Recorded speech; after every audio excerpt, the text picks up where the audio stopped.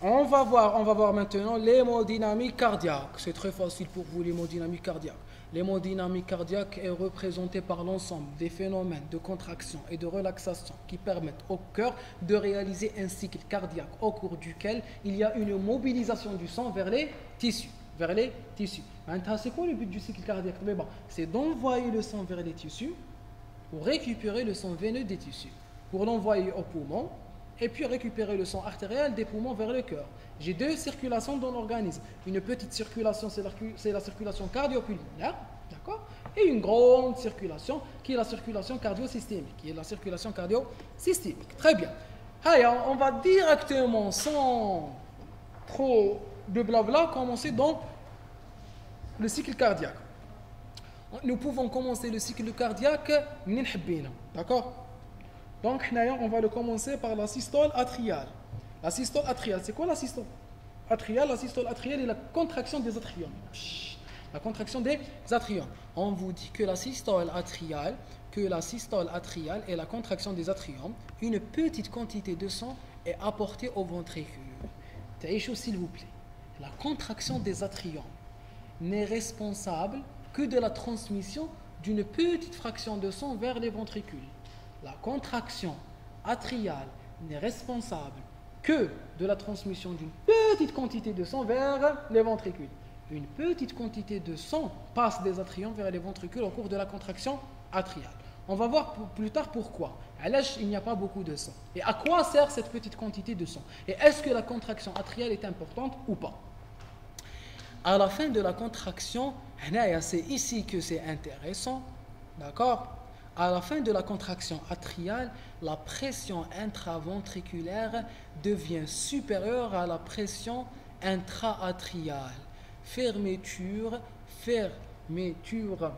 des valves atrioventriculaires grâce au flux sanguin qui essaye de repasser vers les atriums, mais les valvules ne peuvent le transporter que dans un seul sens. Donc à la fin de la contraction atriale, il y aura une pression intraventriculaire.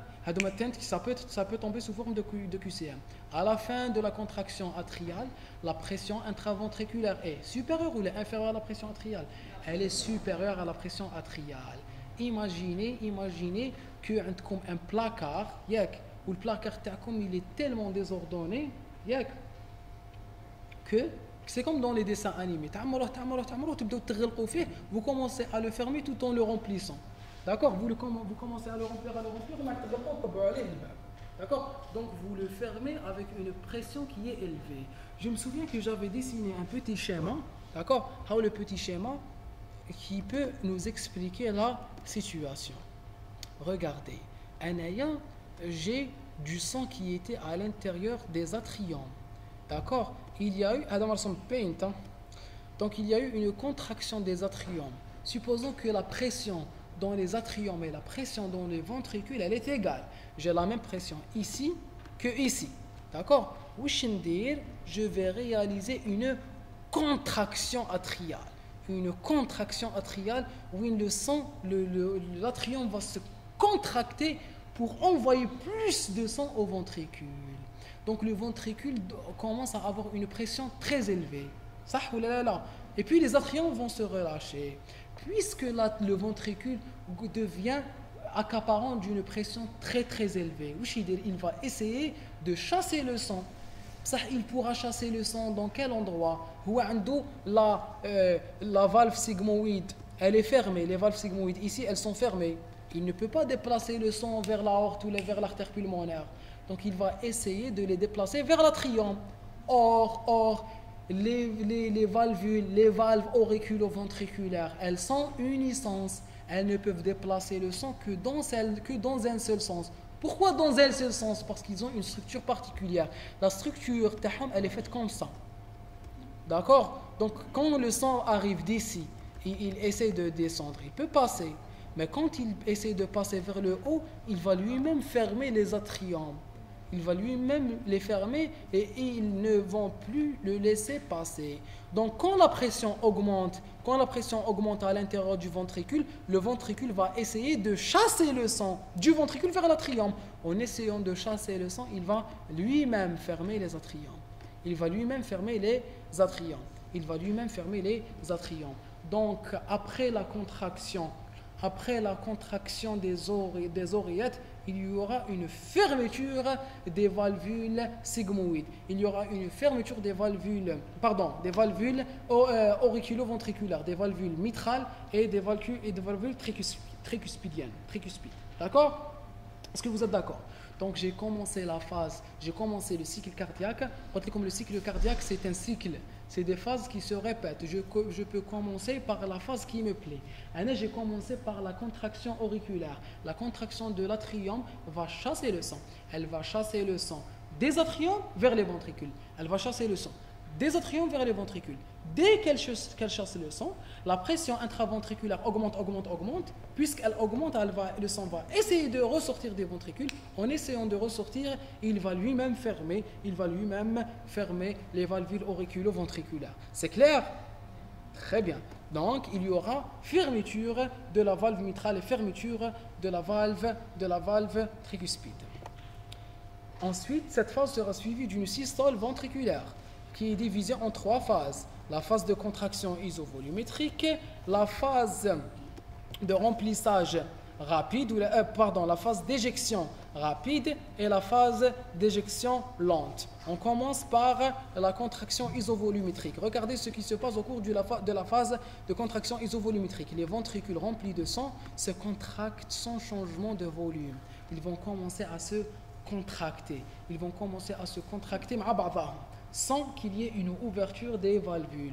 Pourquoi les valvules ne s'ouvrent pas encore? Parce que la pression intra-aortique est encore plus importante que la pression intraventriculaire. Donc ils vont commencer à se contracter. D'accord? J'ai un sachet. D'accord? Ou là j'ai une banane. De la banane, je vais commencer à appuyer sur cette banane. Je ne vais pas le faire. Je ne vais pas bousiller ma banane. D'accord? Donc je vais commencer à appuyer sur la banane. À un certain moment, il y aura une fuite de banane. J'aurai du banana split. D'accord? J'aurai une fuite de banane. La fuite de banane, elle est due à quoi? Elle est due à une augmentation de la pression extra-bananique qui est devenue beaucoup plus importante à la pression intra-bananique. D'accord? Donc il y a eu une différence de pression. La pression est devenue tellement importante de dehors vers dedans qu'il y aura une sortie, une explosion, une expulsion de la chair de la banane. C'est la même chose. Il y aura une contraction isovolumétrique, c'est-à-dire que le ventricule va commencer à se contracter. D'accord? Mais au début, ici, la pression intra-aortique, en diastole, au début de la diastole, puisque la contraction isovolumétrique, elle fait directement suite à la diastole. Donc la pression à l'intérieur de l'aorte, elle est très importante. Et la pression à l'intérieur du ventricule gauche, elle est moins importante. Donc le ventricule gauche va commencer à se contracter. Pourquoi? Pour lutter contre ces flèches, pour lutter contre la pression aortique qui est en train de fermer. C'est comme si j'avais deux messieurs. Un monsieur, moi je suis à l'intérieur de l'amphi, et il y a des messieurs qui sont à l'extérieur de l'amphi. Il y a deux gros messieurs qui sont à l'extérieur de l'amphi qui sont en train de maintiennent la forme fermée. Moi, je commence à essayer de l'ouvrir. Au début, je ne peux pas. J'exerce une force. Mais si cette force, est-ce qu'elle est en train de mobiliser la porte? Non, elle n'arrive pas encore à mobiliser la porte. C'est la même chose. Dans cette situation, elle n'arrive pas encore à mobiliser le sang. Elle n'arrive pas encore à changer le volume du ventricule. Donc, c'est une contraction isovolumétrique. Comment donc, vous venez tous et toutes, et vous venez appuyer sur la porte et on va vaincre les deux messieurs pour ouvrir la porte. Donc, à un certain moment, la pression exercée par la contraction ventriculaire va vaincre la pression intra-aortique et le sang va sortir. Pour l'instant,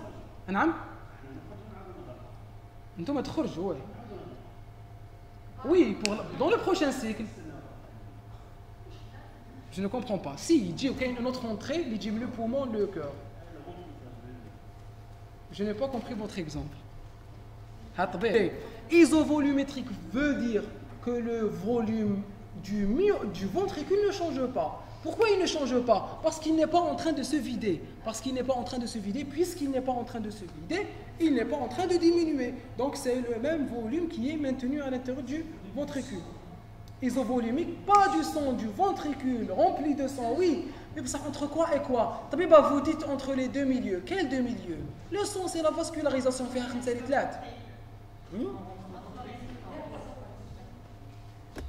Oui, d'accord, attention, je suis dans la phase de contraction isovolumétrique qui est la première phase de la systole ventriculaire. Au cours de l'éjection, au cours de la systole ventriculaire, je commence par une contraction isovolumétrique. Qu'est-ce que ça veut dire contraction isovolumétrique? La valve mitrale, elle est fermée. Pourquoi elle est fermée? Parce que quand je contracte un alia, je ne peux pas faire déplacer le sang de l'intérieur du ventricule vers l'oreillette. On dessine un petit schéma, s'il vous plaît. Un aha mon cœur. Un cœur vert. Voici mon cœur. D'accord? J'ai deux oreillettes et deux ventricules. Un aya, la partie le cœur gauche. Ça ou là. Le corps gauche. Je suis l'aorte. La valve mitrale. On est d'accord? Très bien. Je suis dans la phase de contraction isovolumétrique. Je mets à la contraction isovolumétrique. Le ventricule est rempli de sang et il commence à se contracter. Il commence à se contracter, mais en se contractant, il ne peut pas déplacer le sang. Pourquoi il ne peut pas déplacer le sang? Parce qu'il y a deux voies possibles. La première voie est le passage à travers l'orifice mitral. C'est impossible, parce que l'orifice mitral s'oppose, il est fermé. Quand il essaye de s'opposer, il va lui-même augmenter la fermeture des valves. Les valves ne vont pas s'ouvrir pour lui ouvrir le passage. On est d'accord? Il y a un deuxième passage, c'est le passage entre le ventricule et l'aorte. Pourquoi l'oreillette, la valvule sigmoïde, elle favorise le passage, mais elle est fermée. Pourquoi elle est fermée? Parce qu'il y a du sang intra-aortique qui l'empêche de s'ouvrir, parce que la pression intra-aortique est élevée et la pression intraventriculaire n'arrive pas encore à la vaincre. D'accord? Donc il commence à se contracter jusqu'à ce que la pression intraventriculaire puisse vaincre la pression intra-aortique pour que le sang sorte. Donc la première phase, elle est dite contraction isovolumétrique parce que le ventricule se contracte, mais le volume intraventriculaire de sang ne change pas. Mais c'est parce qu'il y a un volume... La pression est en train d'augmenter jusqu'à ce qu'elle devienne supérieure à la pression intra-aortique pour que le sang sorte. Celle qui vient avant, c'est quoi? C'est la contraction de l'oreillette.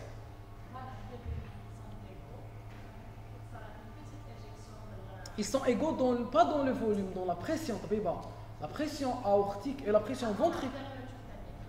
Avant l'ouverture de la valve mitrale, il y a le remplissage. Quand on verra la diastole, il y aura une diastole. La diastole va abaisser la pression à l'intérieur du ventricule. Il y aura une entrée du sang entre l'oreillette et le ventricule. L'oreillette, bien sûr, récupère des veines pulmonaires et des veines pulmonaires vers l'oreillette et de l'oreillette vers le ventricule. Donc il y aura un remplissage du ventricule jusqu'à ce qu'il y ait une égalisation des pressions entre l'oreillette et le ventricule. Donc le sang s'arrête. Quand il s'arrête, il y aura une contraction auriculaire pour augmenter la pression à l'intérieur de l'oreillette et chasser le reste du sang. Très bien. Mais pas... une égalisation des pressions. Très bien. Est-ce que c'est clair pour tout le monde? La contraction isovolumétrique, c'est une contraction au cours de laquelle le volume intraventriculaire ne change pas, mais la pression est en train d'augmenter. C'est clair, Tabiba? Très bien. On avance.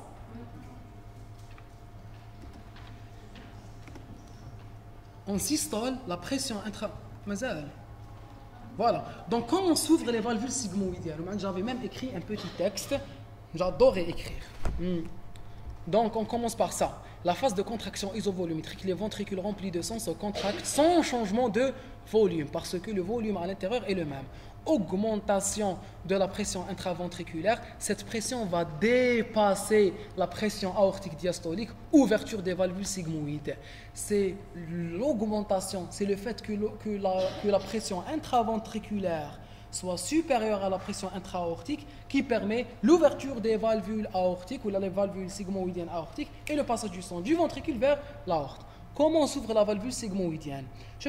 Ces valvules transportent le sang dans un seul sens, des ventricules vers l'aorte et de l'artère pulmonaire et vers l'artère pulmonaire. Donc quand c'est le cœur gauche, c'est l'artère aortique, c'est l'aorte, et quand c'est le cœur droit, c'est l'artère pulmonaire, c'est clair. Quand la pression au niveau de l'aorte, par exemple, est supérieure à celle à l'intérieur du ventricule gauche, les valvules sigmoïdes aortiques empêchent le sang, normalement entraîné par le gradient de pression, de retourner vers le ventricule gauche. C'est la même chose entre l'oreillette et le ventricule. En diastole, la pression intra-aortique est supérieure à la pression intraventriculaire. Le sang mais le ventricule. Pourquoi le sang ne migre pas de l'aorte vers le ventricule gauche au cours de la diastole? Parce que les valvules sigmoïdiennes ne le permettent pas, parce qu'elles ne permettent pas de déplacer le sang dans ce sens. Quand j'ai une insuffisance aortique, l'insuffisance aortique va me causer une dilatation ventriculaire gauche. Suite ou là, c'est ça. Retourner vers le ventricule gauche, mais quand celle du ventricule gauche devient supérieure, elle laisse le sang passer vers l'aorte. Tada! Donc le sang va passer du ventricule gauche vers l'aorte. Est-ce que c'est clair? Très bien, on avance. Donc voici, ce petit joli schéma. J'ai écrit en cas de diastole. Dans la diastole, il y a une pression aortique qui est supérieure à la pression intraventriculaire parce que le ventricule n'est pas en train de se contracter. Il était en diastole, la pression est basse, il s'est rempli par la contraction par sa diastole et puis par la contraction auriculaire. La pression intra-aortique, elle est élevée et elle ne peut pas chasser le sang de l'aorte vers le ventricule gauche parce que regardez comment elle est faite, la valvule sigmoïdienne. Quand le sang essaie d'entrer, il va lui-même la fermer. C'est comme le truc, la tige dans la plongée.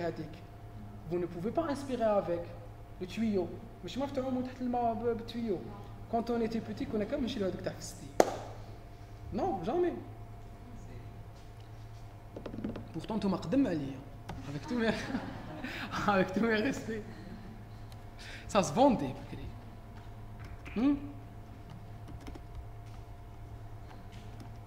كنتوا تشوفوا داي لحقتوا انتم بداي الشجاع في الان تي في شكون شاف داي شفتيه داي فوالا داي كاين في 99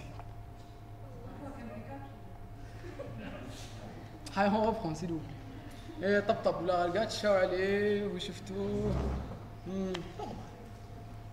شفت داي هاي هو بخون معليش غير انا شفت داي on systole la pression intraventriculaire, je suis désolé, hein, c'était pas péjoratif, c'est d'ailleurs quelque chose d'amélioratif. Maintenant vous êtes plus expérimenté, je vais essayer de vous baratiner. D'accord? Vous êtes plus expérimenté, vous avez plus d'expérience dans la vie. En systole, la pression intraventriculaire devient supérieure et le sang peut passer. Très bien, donc en cas de systole, il y aura une contraction intraventriculaire et le sang pourra passer puisque le sang se le permet. La phase d'éjection rapide maintenant, au cours de la phase d'éjection rapide, la pression intraventriculaire devient assez importante. Il y aura une ouverture de la valvule sigmoïdienne et le sang peut sortir du ventricule vers l'aorte. Raccourcissement du ventricule, il peut se contracter, il peut diminuer sa taille. Augmentation supplémentaire de la pression intraventriculaire, d'accord? Elle devient 120 à 140 mm de mercure à gauche et 25 à droite. Vous remarquez que la pression dans le système droit est beaucoup plus inférieure que la pression dans le système gauche. Et même le ventricule gauche est plus musclé que le ventricule droit. Le ventricule gauche est plus musclé que le ventricule droit. 80%, monsieur moins 80% de la quantité sanguine devant s'éjecter s'éjecte. Donc, 80% du VES, du volume d'éjection systolique, va s'éjecter au cours de la phase d'éjection rapide. Mais j'ai ajouté une petite remarque. Je vous ai dit que la quantité sanguine devant s'éjecter n'est pas le volume sanguin ventriculaire, puisqu'il y a une partie non mobilisable. Vous savez très bien que dans tout ventricule, même quand il est sain, j'ai une fraction d'éjection. La fraction d'éjection n'est pas égale à 100%. Vous êtes d'accord? Le ventricule, il ne se vide pas au cours d'une systole. D'accord? S'il vous plaît, vous vous concentrez.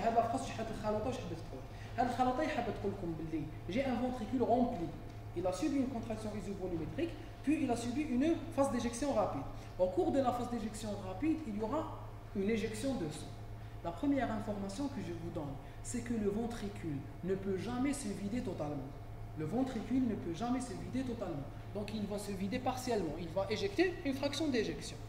Donc la fraction d'éjection n'est pas égale à 100% au volume télédiastolique ou au volume de remplissage ventriculaire.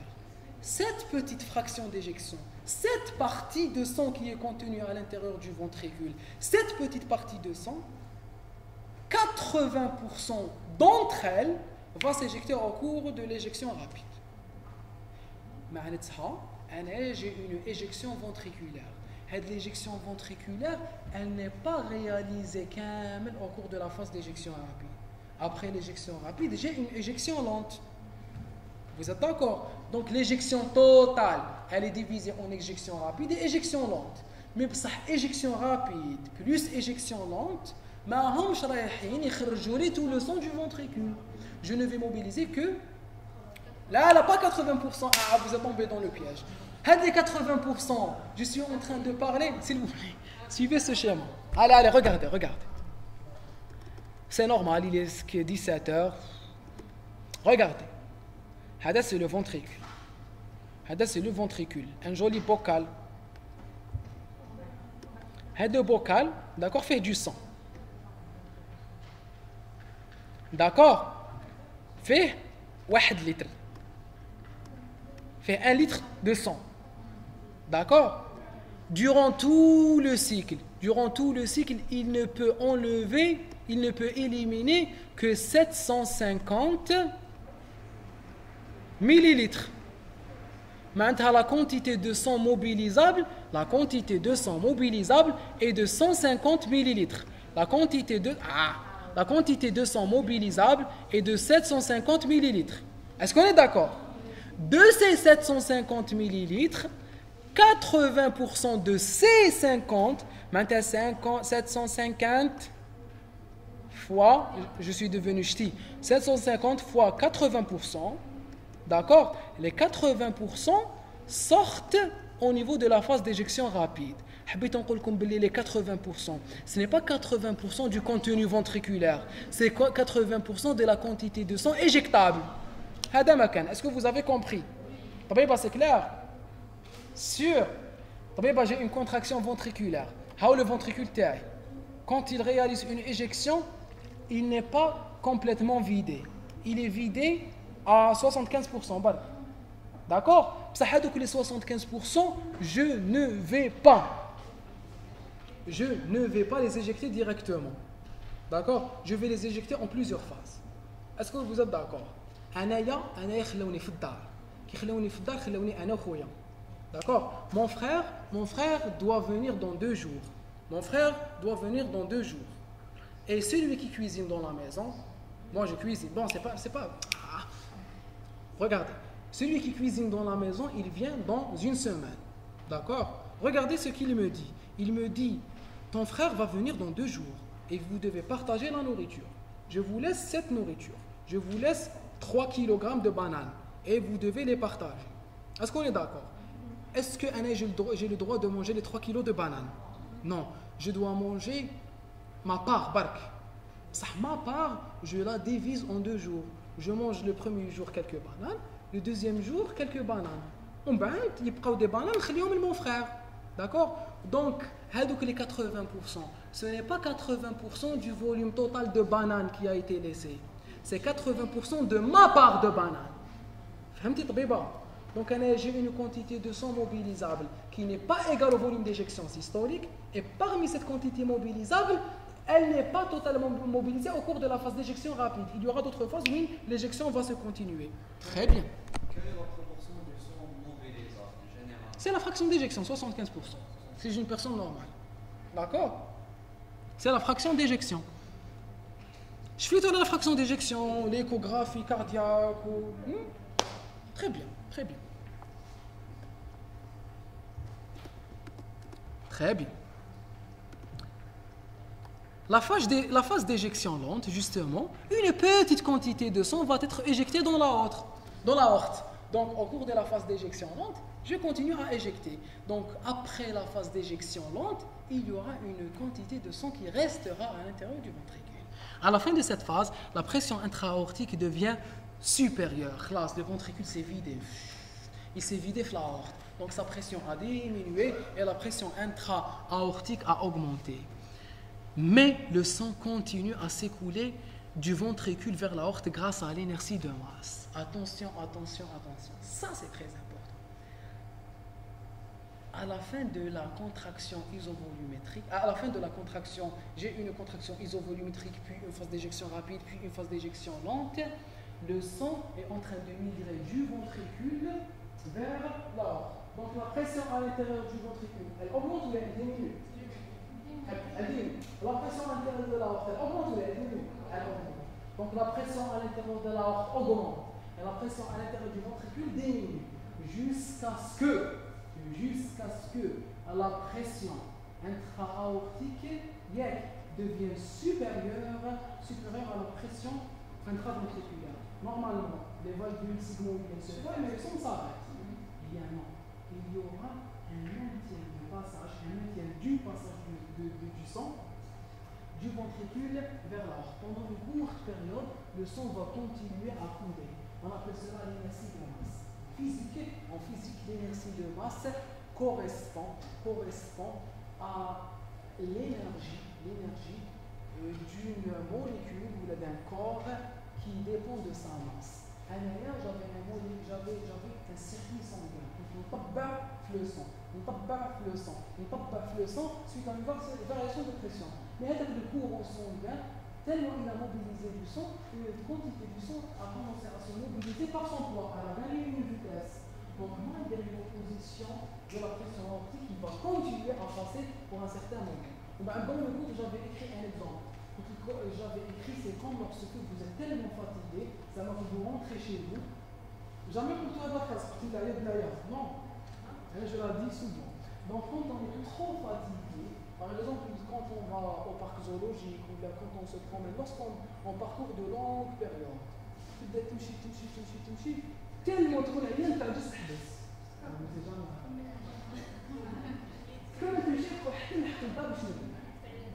d'accord? Je vais perdre du temps, d'accord? Donc je vais continuer mon parcours jusqu'à arriver à destination. Ça vous est jamais arrivé? Vous n'êtes pas sportif.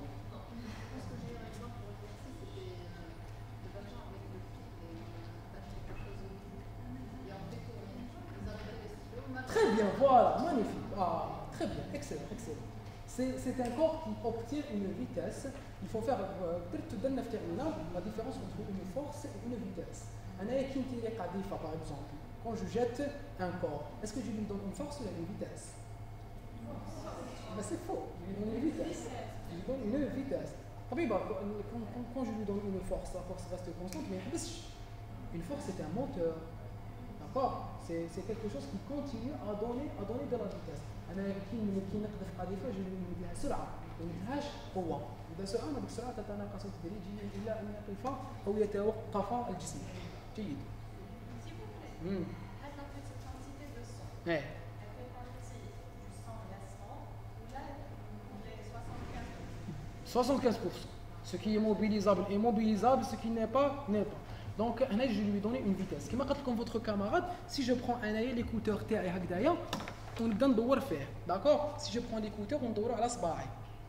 Donc ندورو مع الاول. ندورو نحبس صباعي. اسكو انا حبست صباعي بصح هو يكمل يدور. علاش يكمل يدور pour une certaine période? Parce que je lui ai donné une vitesse. Je lui ai donné une vitesse. هذيك la vitesse, elle va lui permettre de continuer le mouvement malgré les forces qui s'y opposent, principalement la pesanteur. Très bien, très bien. Est-ce que c'est clair? Donc, c'est l'inertie de masse. C'est l'inertie de masse. Allez, on a presque terminé. Déjà, il est 17 heures. Hein? Ouais. On ne peut pas arrêter. On est dans une inertie de masse. Maintenant, on doit continuer. S'il vous plaît, rapidement. 10 minutes, on aura terminé. La diastole. La diastole, période de relaxation cardiaque. Au cours de la diastole, il y a un relâchement cardiaque. Remplissage des atriums par les veines. Quelles veines? Les veines pulmonaires. D'accord? Ou là, les veines caves, si je suis dans le cœur droit. Pression intra-aortique. S'il vous plaît, je suis en train de parler du cœur gauche. Le cœur droit, ça sera la même chose.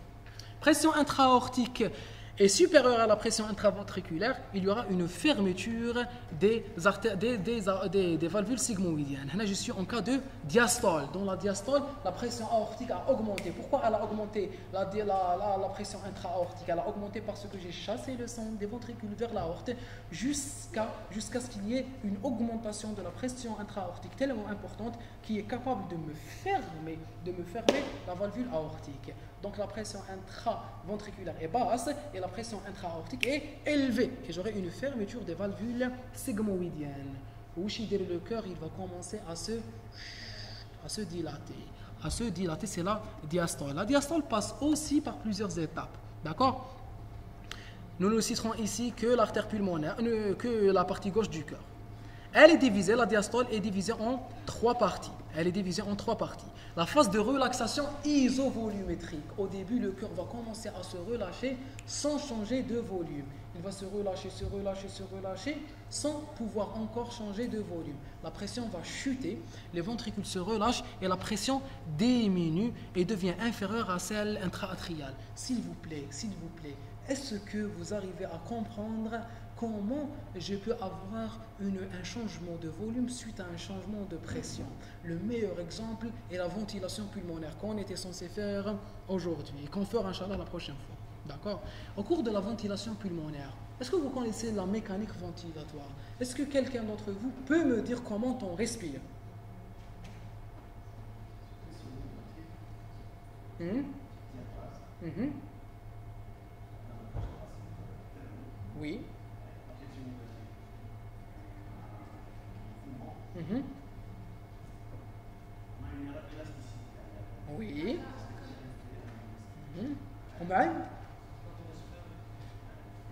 Oui, l'atmosphère. Très bien. C'est ça la base de la ventilation pulmonaire. Attention. Quand on respire, comme 99% des gens de la planète le croient. Quand on respire, on a l'impression que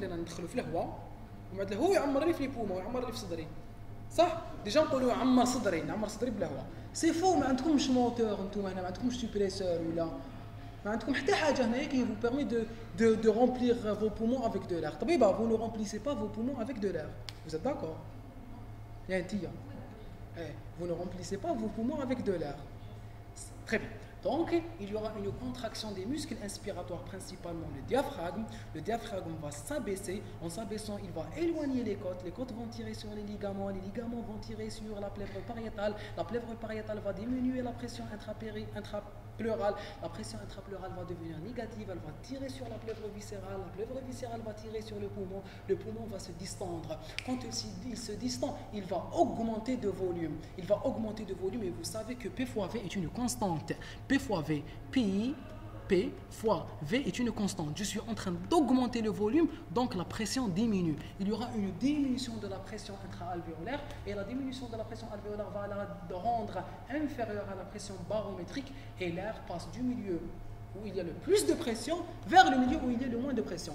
Donc l'air va entrer. Donc quand vous faites ça, vous êtes en train de diminuer votre seul travail, votre seule fonction, c'est d'avoir diminué la pression à l'intérieur de vos alvéoles. Cette diminution de pression, elle a attiré l'air. Donc c'est une respiration à pression négative. Son contraire, c'est quoi? C'est l'intubation. Au cours de l'intubation, l'intubation est une respiration à pression positive. C'est au cours de l'intubation, vous êtes en train d'éjecter l'air. Ça, mais vous êtes en train de faire entrer de l'air. Et c'est pour cela qu'au cours de l'intubation, il y a un risque de destruction du parenchyme pulmonaire.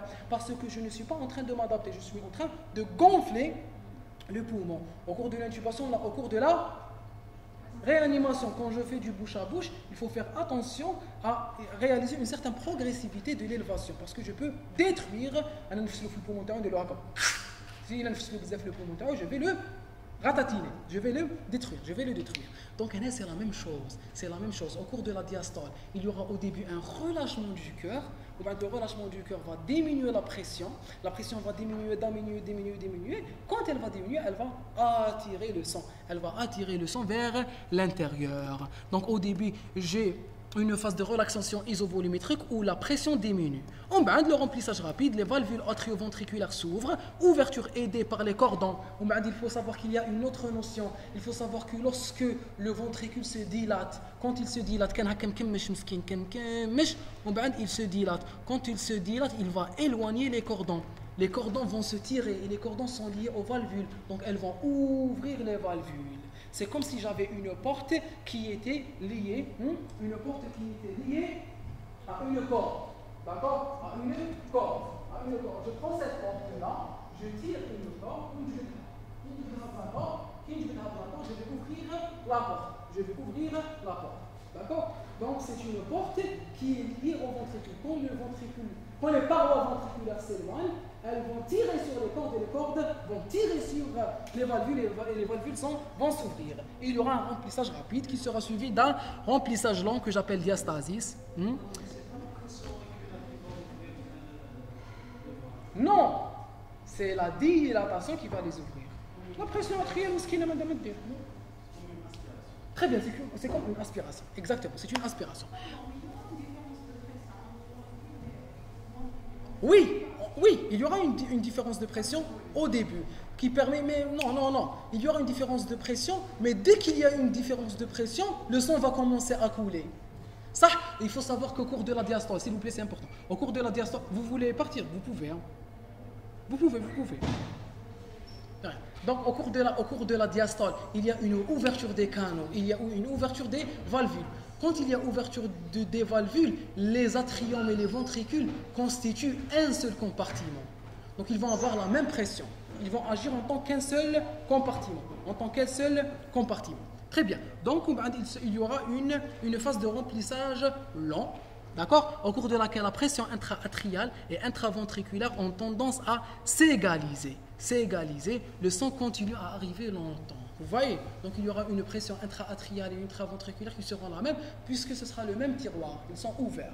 Au début, il y aura une baisse de la pression intraventriculaire sera moins importante que la pression intra-atriale. En bas, ils seront égalisés et le sang continuera à rentrer. Très bien. Et le cycle est fini. Il peut reprendre. On a terminé.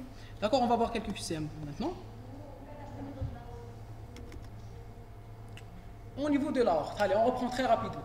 Au niveau de l'aorte, lorsqu'il y a une contraction, c'est la première phase qu'on a vue. Lorsque j'ai une contraction myocardique,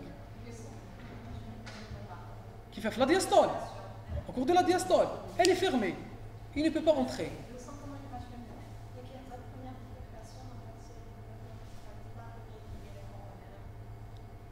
Non, au cours de la diastole, vous parlez de la circulation coronaire. Et c'est un autre cours. On va voir la vascularisation coronaire si vous voulez. Il faut savoir que le myocarde n'est irrigué qu'au cours de la diastole. Pourquoi? Parce qu'au cours de la systole, il y a une contraction du myocarde et la contraction du myocarde va comprimer les artères coronaires. Et donc les artères coronaires auront un diamètre diminué. Elles ne pourront plus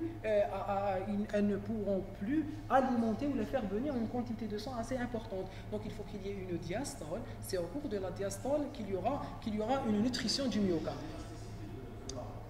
On va aborder cela dans un cours à part, si vous voulez, la prochaine fois, d'accord, qui est la circulation coronaire. Très bien. Maintenant, on finalise le cours. On a trop tardé.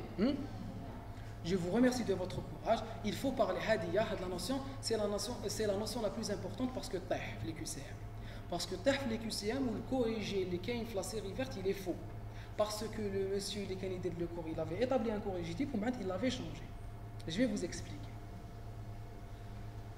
Très bien. Est-ce que vous êtes d'accord avec le cycle cardiaque? Contraction isovolumétrique, augmentation de la pression, contraction, phase d'éjection rapide où il y aura une ouverture des valvules sigmoïdiennes et le sang sort vers l'aorte. Ensuite, le sang va va se vider, il y aura un relâchement. Le relâchement passe par plusieurs étapes. Il y aura une relaxation isovolumétrique, puis un remplissage rapide, puis un remplissage lent. Le remplissage lent, qui peut me dire quelle est la phase, quelle est l'étape qui fait suite au remplissage lent? Excellent, la contraction atriale, vous avez tout compris. Bravo.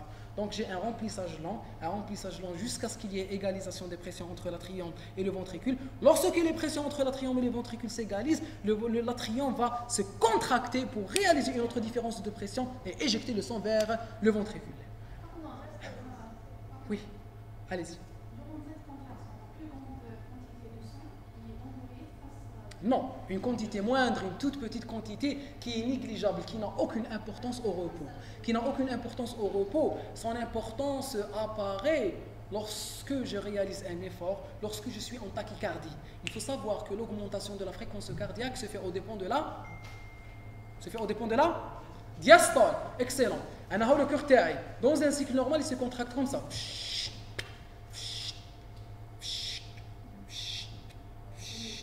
Ça, c'est la contraction normale. Quand j'augmente la fréquence, il va faire ça. La systole, elle est conservée. C'est le ton de diastole qui diminue. Quand je diminue la diastole, le remplissage ventriculaire va diminuer. Donc, la fraction d'éjection, la contraction auriculaire, elle devient importante parce qu'elle complète le remplissage ventriculaire. Le ventricule n'a pas vraiment besoin de la contraction auriculaire quand il est au repos. Par contre, quand la fréquence augmente, il ne se réalise pas une bonne diastole, il ne se dilate pas assez, il ne se remplit pas assez. Et donc, il aura besoin de l'atrium pour terminer son remplissage. Très bien. Allez, très rapidement, on voit ce que c'est qu'une précharge et ce que c'est qu'une post-charge. C'est très important. S'il vous plaît. La systole atriale est considérée comme étant la quatrième phase de la diastole. Pourquoi? Parce qu'elle termine le remplissage et elle intervient dans le remplissage des ventricules. La précharge, c'est quoi une précharge? Une précharge, c'est une force. Selon les lois de Frank Starling, tu m'as dit que je suis biophysique en deuxième année, d'accord? Donc vous n'avez pas, vous connaissez? Non. D'accord? Donc vous ne connaissez pas l'équilibre de Starling. Et d'ailleurs, il y avait une contradiction entre biophysique et physiologie. S'il vous plaît. Selon la loi de Frank Starling, la précharge, mais chez le cœur, partout, la précharge est l'ensemble des forces qui favorisent la contraction des muscles. La précharge est l'ensemble des forces qui favorisent la contraction des muscles. La précharge est l'ensemble des forces qui favorisent la contraction des muscles. La précharge est l'ensemble des forces qui favorisent la contraction d'un muscle.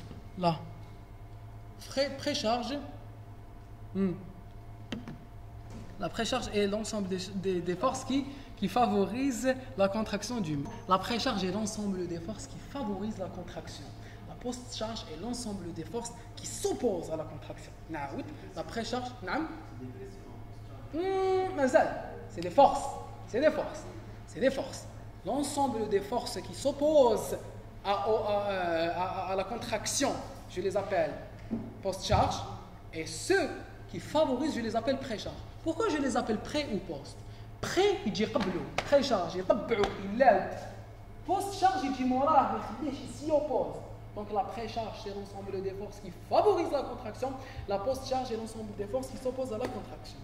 Dans le ventricule, dans la contraction ventriculaire, la post-charge est représentée par la pression intra-aortique. C'est la pression intra-aortique diastolique. Pourquoi? Parce que c'est cette pression que je dois vaincre au cours de la contraction isovolumétrique. Je suis en train d'ouvrir la porte, comme il y a deux messieurs. Je suis en train d'essayer de vaincre cette pression intra-aortique. Donc c'est la pression intra-aortique qui représente la post-charge. Mais la pré-charge, c'était la pression intraventriculaire, la pression télédiastolique. C'est ce que vous avez vu dans vos cours de physiologie. C'est faux. D'accord? C'est très faux. Ce n'est pas la pression télédiastolique qui est la pré-charge. Ce n'est pas la pression télédiastolique. C'est le volume télédiastolique. C'est le volume télédiastolique et le degré d'étirement d'un muscle. La pression télédiastolique, elle est faible je ne peux pas dire qu'elle favorise la contraction. Tabiba, elle est faible et dans le ventricule droit, elle est négative. Qui fait une pression négative, elle va aider la contraction. Donc, qu'est-ce que je vais dire? Je vais dire que c'est le volume télédiastolique. C'est la quantité de sang. Attention, c'est très important. On est sûr. D'accord? C'est le volume télédiastolique. C'est le volume contenu à l'intérieur du ventricule en fin de diastole. Pourquoi? Parce que c'est ce volume qui va étirer les fibres myocardiques. Ou Frank Starling, qu'est-ce qu'il dit? Starling, il nous dit plus une fibre est étirée, plus son élasticité va essayer de vaincre cet étirement et elle sera plus apte à se contracter. Donc c'est le volume télédiastolique qui va augmenter l'étirement et puisqu'il augmente l'étirement, il va favoriser la contraction. Donc il va aider la contraction myocardique. Au moment de la précharge, elle va aider la contraction à un certain niveau. Mais quand elle s'élève, elle va aller dans le sens inverse. Lorsque j'ai une insuffisance aortique au cours du remplissage, j'ai un double remplissage, un remplissage à travers l'oreillette et un remplissage à travers l'aorte. Il y aura une dilatation. La dilatation va détruire les fibres. Elle va détruire. Il va se dilater, la bonne dilatation, elle va créer des pressions, et des pressions, ils vont favoriser la contraction. Mais à un certain moment, quand le ventricule est rempli par l'aorte et par ses oreillettes, il y aura une dilatation tellement importante qu'il y aura une destruction du ventricule, des fibres myocardiques, et je vais avoir une diminution de la contraction. Voilà, on a terminé avec ce cours. Le cycle cardiaque est constitué de 4 phases. Oui, comprend une phase d'éjection ventriculaire, comprend une phase de remplissage ventriculaire et indépendante de la fréquence cardiaque. Donc, comme je connais les phases, ABC sont justes. Très bien. Allez, un autre QCM. Le remplissage ventriculaire constitue la diastole. Débute par le remplissage lent. Le remplissage rapide, mais le remplissage lent. Très bien. Se termine par la contraction auriculaire. Fait suite à la relaxation isovolumétrique. Si, j'ai une relaxation isovolumétrique, elle diminue la pression, mais il y aura une ouverture des valves. Très bien, ACD. Le débit cardiaque. Le débit cardiaque, il dépend des conditions physiologiques. Peut être mesuré par l'échographie. Augmente à l'effort. Le débit augmente à l'effort, bien sûr. Augmente en cas de bradycardie, c'est faux. Pourquoi? Parce que le débit il est égal à VES fois la fréquence. Donc bradycardie diminue. Et d'environ 3,5 litres, c'est faux. Il est entre 5 à 7 litres. 5 à 7. Le débit cardiaque, toujours, est égal au produit de la fréquence, par la pression. C'est faux. Là, c'est le VES fois la fréquence. A pour mesure de référence la méthode de Fick. C'est juste. Si. La méthode de Fick, on va en parler la prochaine fois si vous voulez. C'est une méthode qui permet d'étudier le débit par l'étude de la consommation d'oxygène. Je prends le sang, je prends la consommation d'oxygène, il y a une certaine méthode pour calculer.